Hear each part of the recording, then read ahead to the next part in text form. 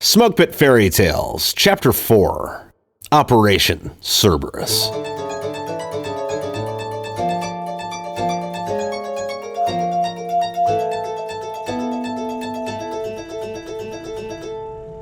I slept most of the ride through the desert. I woke up in time to see the endless fields of windmills along the highway. They were surreal, as if I was in a science fiction movie. The giant white beams towered out of an otherwise desolate landscape. I had passed back out and didn't wake up until we were in 29 Palms. The sun beat down on the sand. We were drenched in sweat before we even started unloading our gear from the trucks. We were quickly checked in and assigned to companies. Hunter, being the team leader, stayed with headquarters and services company. Stats went to golf and Eclair to Fox, and I went to weapons. It was about the same setup as our last deployment, except Eclair, who was our boot that time. The four of us were stashed away into the same barracks room while we waited to deploy. I had a good reunion with my platoon when I found them. They were already half drunk. Everyone across the battalion was already set to deploy. All there was to do was wait.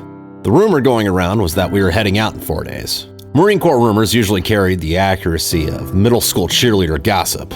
We had a battalion formation the next morning, and we'd more than likely get better word about pushing out. Combined Anti-Armor Team 1, CAAT 1 was the platoon and weapons company with which I had deployed before. We had a different way of going about things. The 2nd Battalion of the 7th Marine Regiment already had a reputation of being cowboys, but CAAT 1 was a ragged group of straight-up pirates. We flew the Jolly Roger on our trucks, and we even had our own slogan, Cockstrong Warrior Man Gods. Go ahead and think we were vain. You're just jealous. Our mission was to roll up in armored vehicles with heavy machine guns and missiles and provide support for the guys on foot. In Afghanistan, we never got to use our weapons on tanks. It was always against Taliban with AK-47s and RPGs. We joked about maybe actually getting to use tow missiles to fight armor in Iran. The next morning, the battalion cramped into the base theater so the colonel could speak to us about the deployment. Good morning, Marines. As you know, we are about to depart for Iraq to combat the Islamic Republic of Iran's aggression in the region. When Iran assaulted into Iraq, they pushed over the Tigris River all the way to the Euphrates. Our coalition and the Iraqi military have halted the Iranian advances along the river, but they're feeble and won't hold forever. Personally, I don't understand how they can hold Iranians over a river, but can't keep ISIS in Syria, but that's neither here nor there. The course of action for our initial mission, Operation Cerberus, will be to occupy the line along the Euphrates River to deny Iran any further movement west. U.S. and other NATO forces will hold up against the river to secure the coast against Iranian aggression.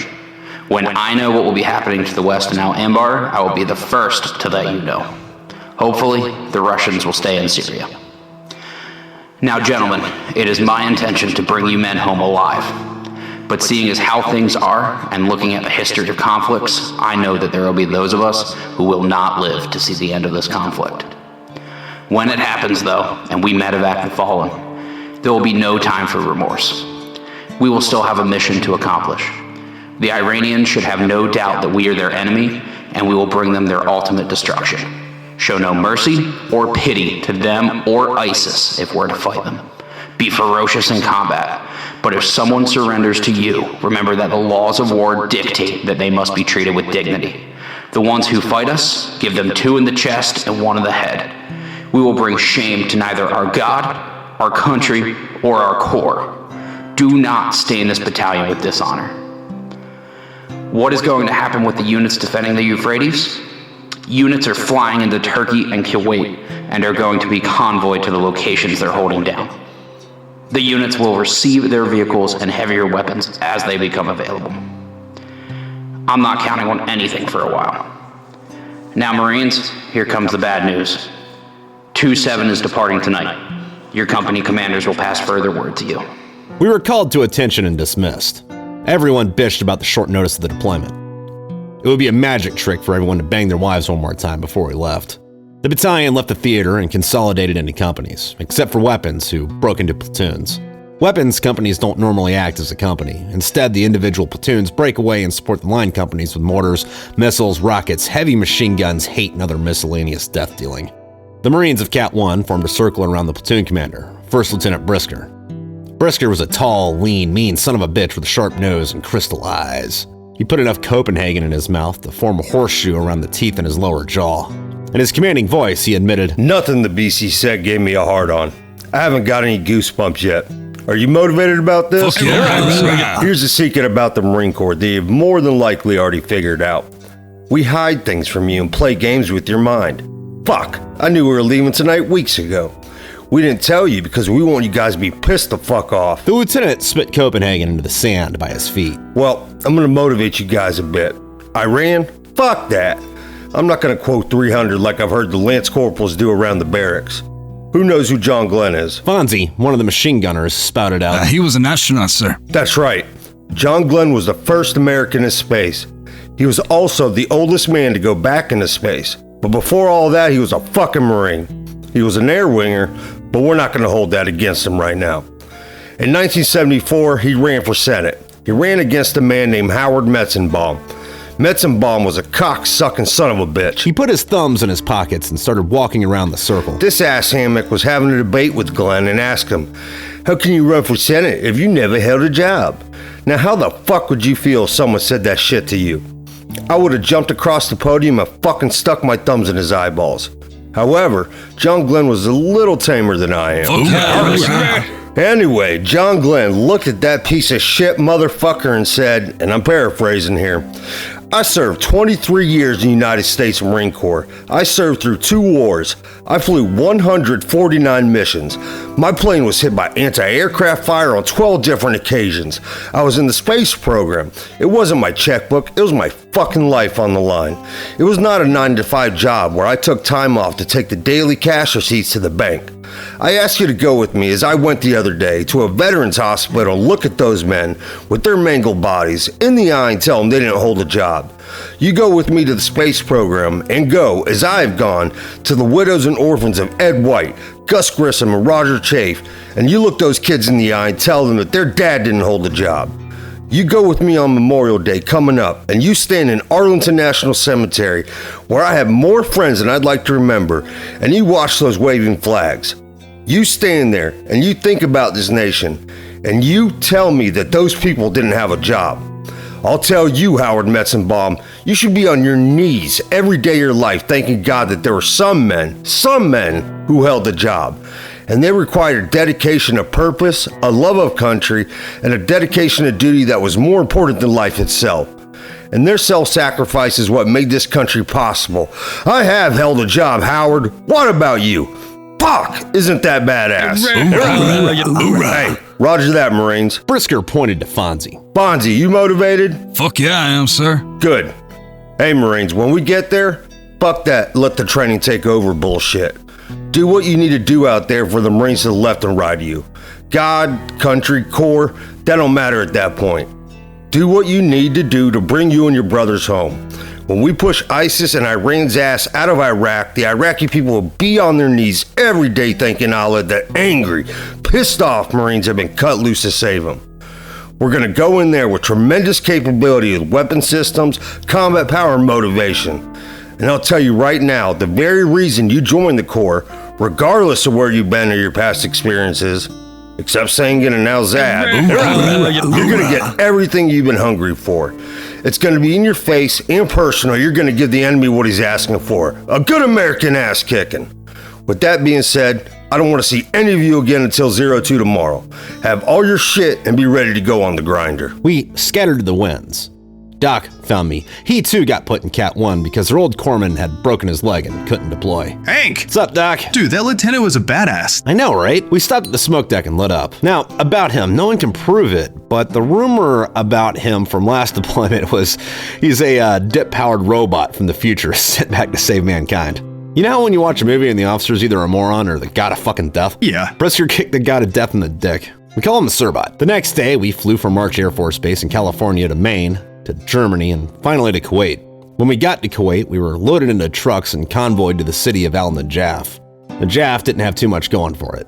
There was a huge cemetery, a giant golden mosque, an airport, and the rest of the city was the typical beige brick of Middle Eastern cities. The only tactical aspects of the city was that it was on the Euphrates, so we could stop any further Iranian aggression. The battalion was spread through the city. Fox Company, Cat 1, and a mortar section were put in the airport. At one time, the facility was an air base for Saddam's Air Force.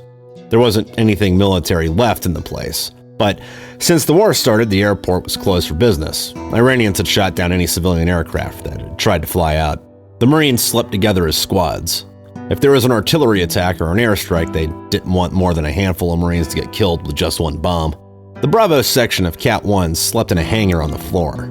Our territory was marked by a few Jolly Rogers and a wooden sign that read, "Abandon all hope, ye who enter. CAAT 1 Bravo. Cock strong warrior man gods." We had 3 parts to our days at the airport now in the Najaf. We spent 8 hours a day standing guard, 8 hours filling sandbags and laying down barbed wire to fortify the area, and we had 8 hours to sleep. We only had MREs to eat until care packages started coming in from loved ones. There weren't set meal times, we'd just eat whenever we had a minute. We wore our boonie covers and always had to have our weapons and at least one magazine on us at all times. When we washed our clothes, we had to do it with water bottles and soap, if we could get our hands on it. I wasn't trying to impress anyone. I never cleaned my uniform. It was painted with dirt and sweat stains. My trousers were stiff enough from the salt to stand up on their own. The designated smoking area was next to the air terminal. It read Al Najaf Al Sharif International Airport in English. I assume the Arabic writing under it said the same. There were camouflage nets draped from the side of the building to dilute the sun. A wooden bench and a table made by some engineers rested in the shade. It was a little more than 100 degrees outside. The heat radiating from the tarmac did us no favors. I sat under the netting on a bench smoking a cigarette with a few other Marines. Sergeant Fields, CAAT 1 Bravo section leader, asked if I could bum a smoke. Thanks, ma'am. He said as he drew the cylinder from the pack. No problem. I looked over the airstrip. A mirage of invisible fire burned over the asphalt. Hey, Sergeant. What's up? When are we getting vehicles? I mean, what's a CAAT section without trucks? Hell if I know. Shit, we don't even have missiles. Yeah, just 50 cals and Mark 19s, right? Yep. Hope the Iranians don't decide to start anything before we get set up. I really don't want to walk the whole way. Do you know if we're getting MREPs or Hummers? Now, I don't know for sure, but I heard we're getting MATVs. Fields blew smoke from his nose. That would be cool. Those things are badass. Yeah. My chief concern, though, is I hope this shit doesn't play out like Desert Storm did. I don't want to cross the river and have them all surrender before we get to kill any of them. Everyone in the smoke pit laughed. Doc showed up from around the corner and sat down next to me. So, what's all this shit about anyway? Doc said as he lit a cigarette. They probably think we're too tired of war to do anything about them starting shit. Apparently, they haven't read a history book and didn't see what we fucking did to Japan. There's all kinds of political bullshit about what's happening. I'm just here to fight. Pull me towards the enemy. There are other reasons to be here, Sergeant. McBland said. I want to see some hot-ass Haji chicks. Yeah, Persian chicks are hot. Yeah, they don't have their faces cut off because they live in some shithole country. I mean, seriously, your chick wants to show some skin? Here's militant Muslim rationale. I can see my woman's ankles. Let's burn off her face. Fuck that shit. Fields spat on the concrete. I will go and fight these fuckers anytime, anywhere, in any country. What's wrong with these assholes is that they don't live in America. Let the women walk around ass naked. I bet you money that even super militant feminists would rather let women be viewed as sexual objects in a piece of property whose face I get to burn off because I'm bored tonight. I mean, how fucking fucked in the fucking head do you have to be to take a smoking hot woman and beat her face in with a rock just because I can? Well, I've never hit a woman, but there are reasons to do it. If you want equality, any reason to hit a man is also a reason to hit a woman. You know, if a person is a person. We all stared at Doc. Just saying. Fields gave Doc a blank look. Dude, for me to cut off a chick's face, that bitch would have to be the person lighting the ovens at Auschwitz. So what you're saying is that even in the midst of a holocaustic nightmare, the women are still working the ovens? Yeah, and these jihadists hate Jews too. Maybe the SS were all Persians. I mean, Iran means land of the Aryans. Oh, fuck all of them. Fucking damn Nazis. Nazis and jihadists are the same kinds of assholes. Shit, they should get it together with the ancient Egyptians and build a base on the moon and try to ethically cleanse that. You know what the problem is? Israel is packed with smoking hot women who strut around in jeans and skimpy t-shirts. All these dickless faggot cocksuckers are jealous. That's all this is.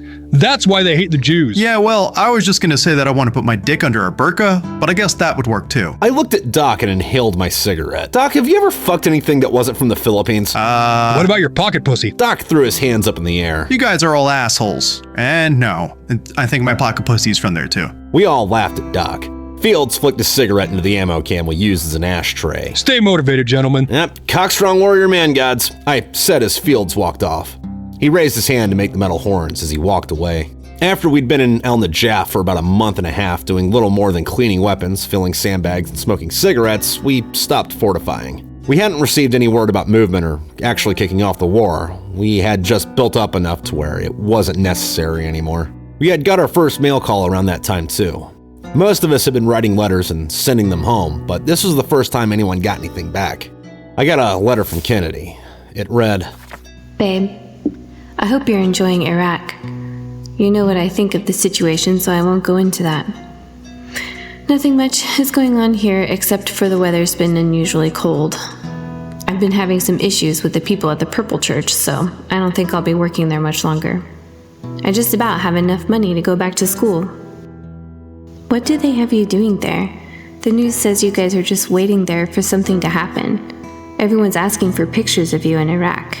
When you can, please send one, if you can. I miss you. I miss the feel of your hands on me. My hair, face, head, back, and chest. Anywhere. I miss that one eyebrow raised thing you do. It's very sexy. I miss the feel of you inside of me. I miss your cute ass and gorgeous eyes.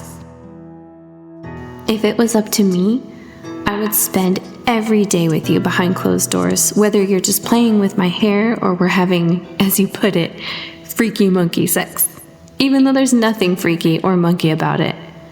Except for when you have been drinking tequila and you know what you do. I probably sound like a babbling idiot. I'm sorry, but I miss you. Yours, Yasmina Gulbadan Cassandra Zayden. Kennedy. She also enclosed a provocative photo of herself, covering her breasts and vagina with her hands. The perfect amount of her body was left to the imagination. I put the picture on my wallet next to the one of Satin that I've been carrying around since boot camp, even though we broke up right before my first deployment. I reread the letter a few times, lying on the hangar floor, propped up against my back. A voice spoke to me from behind. That chick's pretty hung up on you, huh? I looked up to see Fonz. What's up, dude? Nah, nothing much, man. Your girl's got an interesting name. She's Persian. I pulled out her photo and showed it to him. Damn. What are you doing about to kill a bunch of Iranians if you're banging one? I'm doing it Genghis Khan style. Kill the men, fuck the women. Nice. Fonzie said as he handed me back the photo. I got a package, man, but I just got off watch, so I haven't opened it yet. Well, let's go open it. Fonzie and I walked to his area. He had one white U.S. postage box sitting on his pack.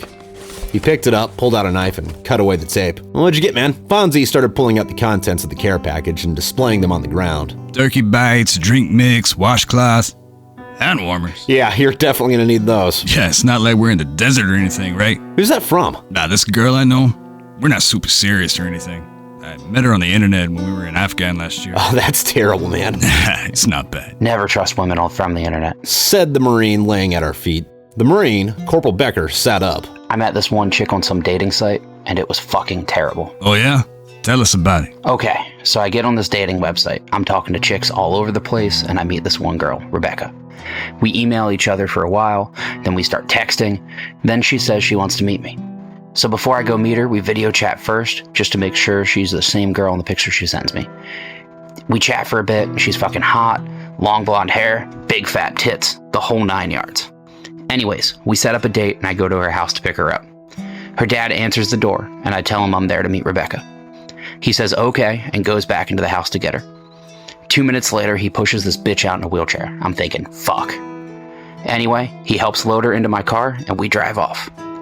I'm trying to keep my eyes on the road and not make it look like I noticed that she doesn't have any fucking legs. I ask her what she wants to do that night. She tells me there's a baseball diamond just up the road. Now this is back in Alaska. Nothing is just up the road. The drive takes about an hour. We're chit-chatting for a bit and she pulls her compact out of her purse and instead of makeup in it, she's got fucking cocaine. She asks if I want some and I tell her I'm good. She snorts a bunch of it. I mean a fucking lot. Eventually, we get to this field and I park and carry her to the dugout. She starts talking about how pretty the stars are and blah, blah, blah. Then she kisses me. I'm like, whatever, I'm weirded out, but tits are tits. After a bit, she starts taking my pants off. I'm like, whoa, girl. And she says, what, you don't want this? I let her go at it. She didn't have legs, like at all. Body ended at the hips. So she's holding onto the chain link fence behind us to bob herself up and down like she's doing pull-ups. We get done and I carry her back to the car and drive her back to her place without saying one fucking word. I bring her to the door and give her back to her dad. He tells me to wait a minute while he puts Rebecca to bed. I'm thinking, great, this guy's gonna kick my ass for fucking his daughter. A few minutes later, he comes back and tells me thanks. He says, Rebecca hasn't been out in a while, and she seems like she had a good time with you. She doesn't date much, and that last asshole she went out with ditched her in a baseball field an hour away from here. So yeah, don't meet girls on the internet. Fonzie shook his head. Dude, you made that shit up. No, man, that happened. I swear to God. I slapped Fonzie on the arm. Come on, Fonz, let's go smoke. Eclair was in the smoke pit with a few grunts from Fox Company. Good afternoon, Corporal. Eclair acknowledged me. I just gave him a hey as I pulled out my cigarette. Corporal Allensworth, hey, I have a question for you. What's that, Boot? In Afghanistan, do the locals play ridiculous music at dawn every day? Yeah, it's an Islamic thing. They play it from the mosques. It always reminds me of the Lion King with the Sambambaya. Everyone in the smoke pit chuckled. It's fucking annoying. Yep, well, get used to it. They're not gonna stop. Yuck.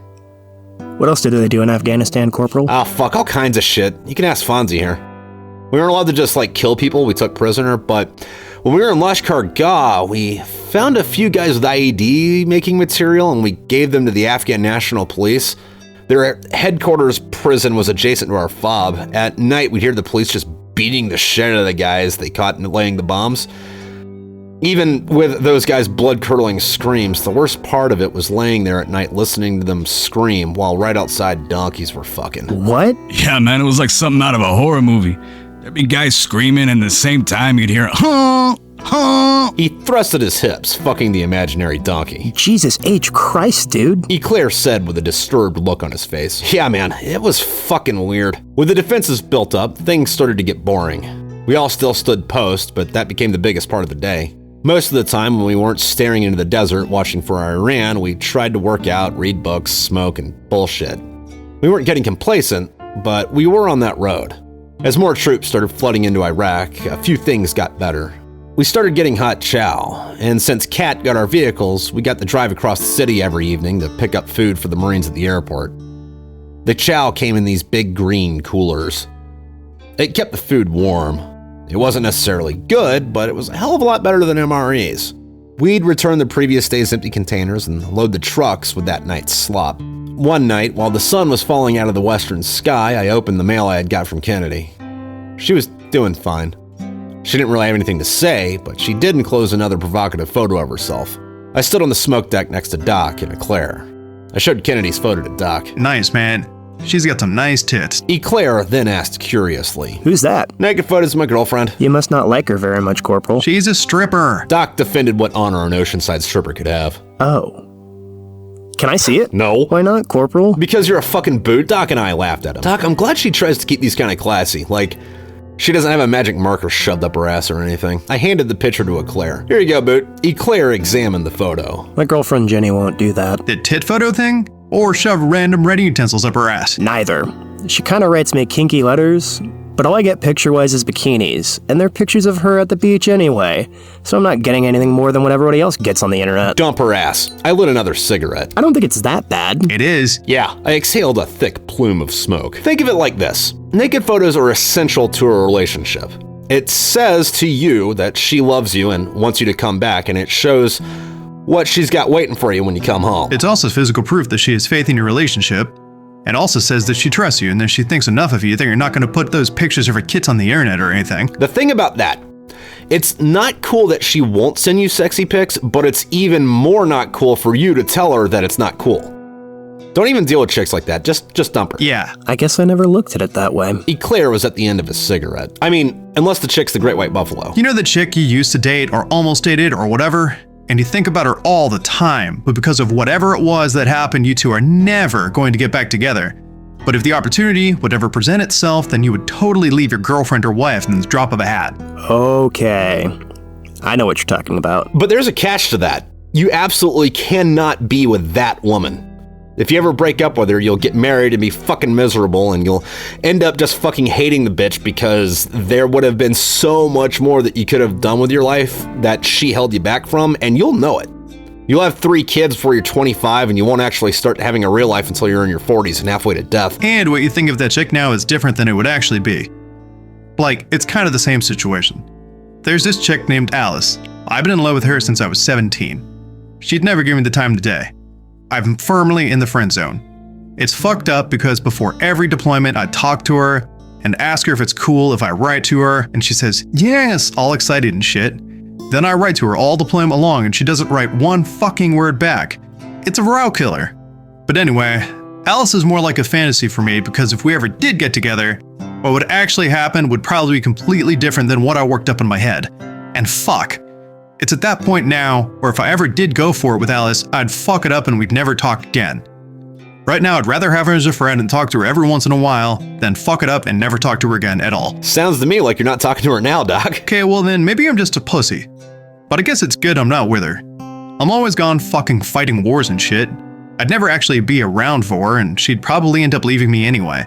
It's probably better she's just happy somewhere. And you know, I'd like to think that she was thinking of me too sometimes, but she's probably not. Yeah, she's more of a fantasy at this point. You lost me on that. Just write your girlfriend and tell her to show you her tits, and if she doesn't, stop talking to her. Or, if this war ever fucking happens, you'll get too busy to want to talk to her and you'll ignore her and she'll fuck some guy at a party and leave you anyway. Corporal, you seem like the kind of guy that's gonna be a sergeant major one day, but still single and banging random chicks all the time. I don't know about that. I almost actually got married once. Really? What happened to that? Well, I went to Afghanistan and she started fucking one of the guys at her college. You know, that bit. Satin Sheets. Can you believe a stupid name like that? Oh, shitty. You still ever talk to her?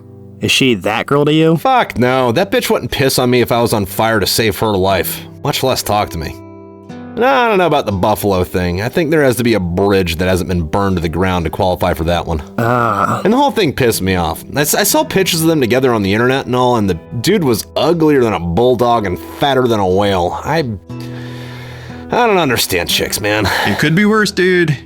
At least you didn't find out she left you by way of seeing a video of her getting gangbanged by a bunch of black dudes like Walters. I forgot about that. What happened? Well, you see, what happened was, Walter's girlfriend decided that she wanted to do porno, and Walters is a weirdo anyway, so he agrees to it. His only stipulations were she couldn't fuck more than one guy at a time, or any black dudes. Okay. So we're in Afghanistan for like 3 months, and we find a video of his girlfriend because we all knew she was a porn star. We bring him into the tent and make him watch this video. He sits down and we start to play the movie on someone's laptop, and his girlfriend comes out and starts saying slutty things to the camera. Then, 5 giant black dudes show up and start gang fucking her. Dude, that is fucked up. Then Walter starts crying and trying to leave, and since no one liked him, we made him sit there and watch the whole thing. It was awesome. I mean, it wasn't the most fucked up thing that ever happened, but it was up there. That sounds pretty fucked up to me, Corporal. Yeah, but about the whole single sergeant major thing, you know, the stars come out at night and diamonds are a girl's best friend, but bombs and rifles win wars. The next afternoon, I lied with my head propped up against my pack on the cool concrete floor of the hangar, failing to fall asleep. I heard Becker outside telling a story. I figured I'd go listen in. Becker was reading aloud from a book to several other Marines who were sitting on the ground listening. Claudia laid awake in bed. The early morning sun cut between the curtains of her bedroom window. The red satin sheets felt warm against her skin. They were soft to the touch. Claudia ran the material between her fingers. She hadn't opened her eyes for the first time that morning. She pretended the body pillow she cuddled with was a tall, tanned man from her work. She fondled the pillow's midsection and imagined the things the man would say to her if it was him, in fact, laying beside her. Claudia's hand slowly made its way from the pillow to the side of her thigh. She caressed herself to the part between her legs that was growing increasingly moister. She rubbed her fingers over her sex through her lacy green boy shorts. She imagined what the muscular man from work would do to her if he were there. Keeping one arm wrapped around the body pillow, she stroked her kitten. She started to breathe heavily. Oh, this is starting to get good, Alvarado said through a mouthful of tobacco. Claudia felt a bit adventurous that morning. Using just her fingers to love herself wasn't going to cut it. She slowly removed the linen from her perfect body and slid her feet to the floor. She was home all alone, and there was a fire in her loins. She made her way to the kitchen. Claudia had heard stories of people using food to please themselves. Maybe she had something that would be her lover for the morning. What in the fuck are you reading, Becker? Doc interrupted. Becker showed Doc the book's cover. 50 Shades of Dave. Where did you get that? I stole it from the USO in Kuwait. Becker responded as if it was of no consequence. Alrighty then. Continue, please. Becker looked back to the pages. Claudia opened the refrigerator door to find nothing she felt comfortable with. She decided that she'd eat breakfast while she thought of something to do to herself. Pulling out a cup of yogurt and a spoon, she thought that maybe she'd visit one of those silly sex sites. She had never been to one. Maybe while she was all worked up would be the best time to go. Who writes these? Some fat bitch fulfilling her fantasies. Claudia walked into the living room and slid the cold, moist yogurt into her mouth. A drop of the white goo fell from the spoon and landed on her left nipple. She was, after all, only wearing her panties. She went to remove the splotch with her hand. When her palm made contact, she found herself rubbing her breast instead of cleaning up. Claudia didn't know why, but she enjoyed the feel of the cool, semi-solid gunk spread across her chest. She took another spoonful of the yogurt and plopped it between her breasts. Using both hands, Claudia massaged her upper body with the yogurt. Her breathing became labored again. This bitch is a tease. She glanced up, and through the window she saw Dave, the pool boy, toiling away at the water. He had no idea what she was doing. And Claudia didn't care that if Dave turned, he would see her. In fact, it made Claudia's blood boil knowing that he could. Dave had his hands in the pool scrubbing away the gunk that had been growing. The pool looked as a swamp. Claudia imagined that her feminine parts were the water and Dave's hands were working away on her.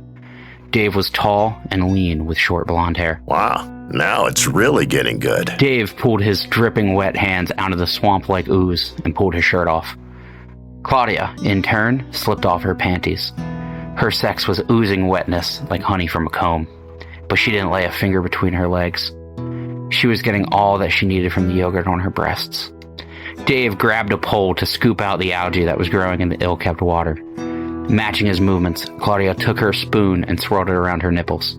She closed her eyes and rolled her head back into the sofa, still using the spoon to pleasure herself. I wonder if the carpet matches the drapes. That does, but the upholstery doesn't. What does that even mean? I don't know, Doc. Becker, please continue. When Claudia opened her eyes again, she saw Dave standing in the window with a look of surprise on his face. His mouth was half open and a blunt rested on his lip. Claudia wasn't shocked. She wanted him. She scooped a spoonful of yogurt from the cup and splattered it where her legs met. Looking Dave straight in the eyes, she used the spoon to play with the ooze melting on her pussy. She tapped her love button. The cold metal was surprisingly delightful. Claudia beckoned Dave to come. Okay, I'm out. Doc tapped my shoulder. Let's go smoke before we have to go get chow. I heard Becker continue the story as we walked away. Claudia stood from the couch and dropped to her knees, abusing the spoon with her tongue. Fox Company, along with the attached CAAT platoon, stayed at the airport. The battalion headquarters was 10 minutes away on the west side of the city. I don't know why they didn't just send a cook or two out to each company. They kept them all up at HQ. We ate MREs for breakfast and lunch, and every night CAAT would go get dinner for Fox. We loaded the previous day's food containers into the trucks and drove to the cooks. We traded our dirty green tote boxes for new ones, filled with what only qualifies as food because it doesn't kill you if you eat it. The food wasn't prepared anywhere special. It was just outside a tent. On the inside, there were wooden tables for the Marines who stayed in that area to eat. We pulled the trucks right up to the back of the tent. Chow wasn't ready yet. Everyone in my truck got out to stretch our legs, except Fonzie. He stayed up in the turret. He had plenty of room to move his legs around. Kyle, the driver, Fields, our vehicle commander, Doc, and I stood behind the truck smoking cigarettes. We were sarcastically commenting on how nice it had to be to work around the battalion staff officers and get to eat hot food 3 times a day when we heard a whistling. Everyone's face grew stern. Incoming!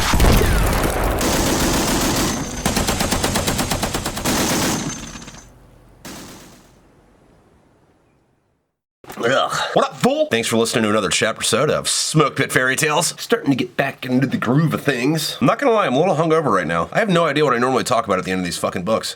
Chapters. Holy shit. Anyway, I've been busy over here on my end. What's up, dog? So back on November 3rd, my newest novel, The Litany of Vice, came out, and it is technically in this universe. Actually, it's not even technically in this universe. It just fucking is in this universe. But I've been doing really well on that. People have been digging the hell out of it. It's doing the sales thing good. So thank you to everybody that went and got that. But back Smokepit Fairytales. If you don't want to wait for me to, read these to you, you can just go get the book. And thank you to those of you who have, as well as thank you to everyone who's gotten the war chest, which is the box set of these books. Comes with the first 6, and then it's got stickers and cards and patches. Well, a patch. The war chest Mark II has the second 6 and more cards and patches. Why am I saying patches? More cards and stickers and a different patch. The Mark II comes with this ombre, and the regular one's rocking this guy. But I also put a pin in that map. I don't even know if you can see that. Can I press the button and it does the thing?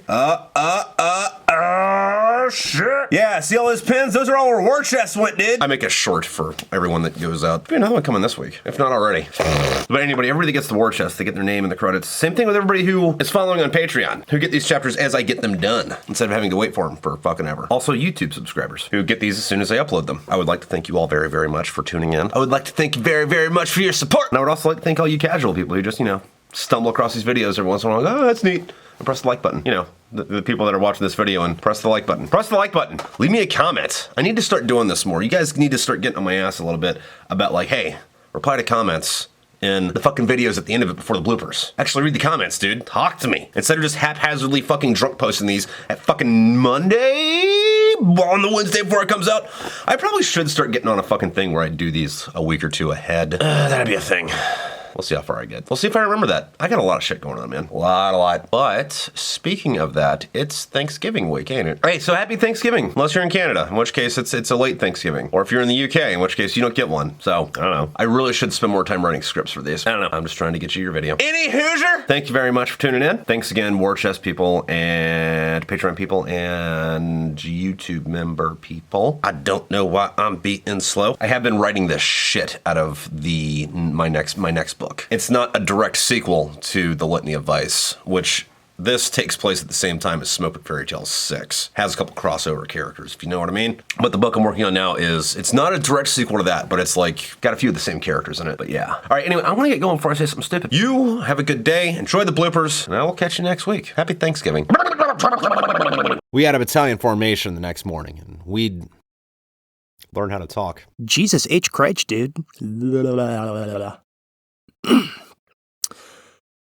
Jesus H. Christ, dude. God damn it, Trip. Of course, the first fucking word this character says in this goddamn book is oorah.